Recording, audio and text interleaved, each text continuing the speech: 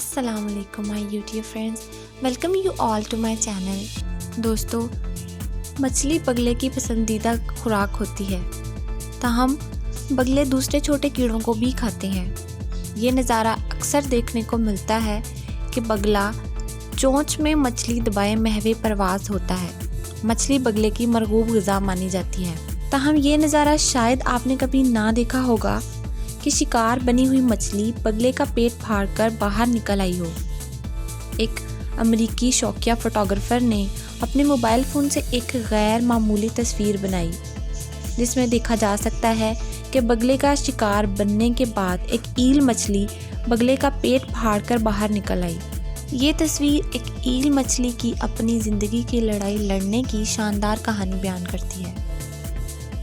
تصویر میں ایل مچھلی کو بگلے کے پیٹ سے نکلتے ہوئے دیکھا جا سکتا ہے، جس کا سر وسط میں لپک رہا ہے اور بگلا اپنی پرواز جاری رکھے ہوئے ہے۔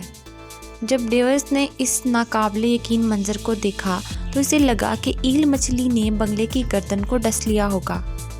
ڈیوس اس وقت تقریباً 91 میٹر کے فاصلے پر موجود تھا، لیکن اس کے پاس ٹیلی فون لانگ رینج لینز موجود تھا اور اس نے اس ناقابل یقین منظر کو اپنے کیمرے میں قید کر لیا۔